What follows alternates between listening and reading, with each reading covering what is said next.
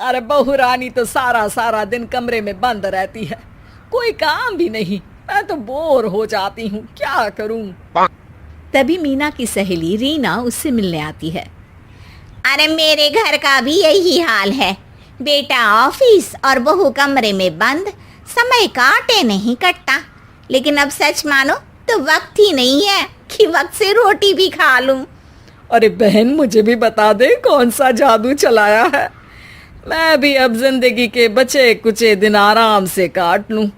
दीवारें देख देख कर तो बोर हो गई हूं मैं। रीना मीना को एक स्मार्टफोन देती है। ये ले, ये है वो छड़ी जो जादू करती है। इसमें मैंने तेरा फेसबुक अकाउंट भी बनाया है, एंजल प्रिया के नाम से। बस अब यहाँ दोस्त बना और सबसे बातें कर। सास को पहले तो उतना समझ नहीं आता है, लेकिन धीरे धीरे वो उसकी आदत डाल लेती है। माँ जी जल्दी से खाना खा लीजिए, मुझे थोड़ा काम है। अरे तू जा, मैं खा लूंगी, अभी वक्त नहीं है। और सासू माँ मोबाइल में मुंह गड़ाए जवाब दे देती है। बहू समझ ही नहीं पाती और वहां से कमरे में चली जाती है। अचानक सास को किसी प्यारी पिंकी की फ्रेंड रिक्वेस्ट आती है। अरे वाह, ये तो कोई प्यारी सी लड़की लगती है, बात करती हूँ। सास फ्रेंड रिक्वेस्ट अपनाकर बात करने लगती है। अब क्या था, सास सारा दिन उस सहेली से बात करती, अपनी कहती, उसकी सुनती। एक दिन सास फोन पर ही सरगड़ाए। अरे बहू, जरा मंदिर के लिए थाली सजा दे, आज कीर्तन है। बहू फोन पर किसी को मैसेज टाइप करते कहती है। माँ जी क्या है, अब मुझे क्या पता कि आपको कौन कौन से भगवान की पूजा करनी होती है। तभी सास के पास कोई मैसेज आता है। अच्छा अच्छा ठीक है, रहने दे, मैं ही कर लूंगी। अब मैंने मना थोड़ी ना किया है, कर देती हूँ मैं। अब मैंने भी बोला ना कि थोड़ी देर में बात करती हूँ, तो मैं ही कर लेती हूँ, तू जा अपने कमरे में। बहू वहां से चली जाती है। सास मंदिर पहुंचती है और मंदिर की सीढ़ियों पर बैठकर सास फोन पर लिखती है। अरे मेरी बहू सारा दिन अपने कमरे में बैठी रहती है। वहां से रिप्लाई आता है। मैं आपकी बहू को तो जानती नहीं हूँ, लेकिन हाँ एक बात है, हो सकता है आपने उसे ताने दिए होंगे या फिर उसका दिल दुखाया होगा। ऐसा करने पर बहुओं का मन ससुराल से हट जाता है। याद रखिए, बहू और बेटी में फर्क होता है।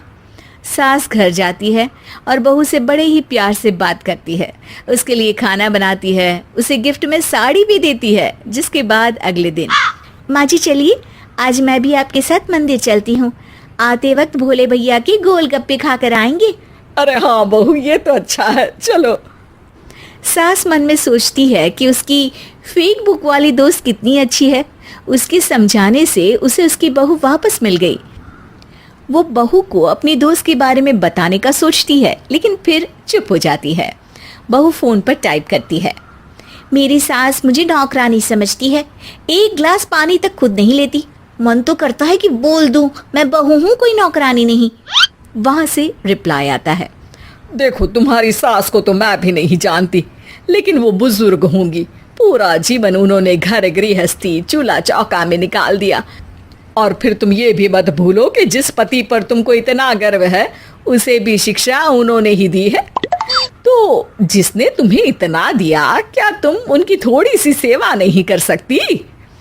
बहू भी अगले दिन से सास का सारा काम करती, उनके पैर दबाती, उनका ख्याल रखती, उनके साथ घूमने जाती। एक दिन सास, बहू ये लो मेरा हीरे का हार। पहले तो सोचा था कि अपनी बेटी को दूंगी, लेकिन आज जब मेरे हाथ पैर में दर्द था तो तुम मेरा साथ दे रही थी। समय पर खाना पानी देकर तुमने ही मेरा बुढ़ापे में साथ दिया। उसके हिस्से का बहुत कुछ मैं उसे दे चुकी हूँ, लेकिन ये अब तेरा। बहू तो ये देखकर खुशी से उछल ही जाती है।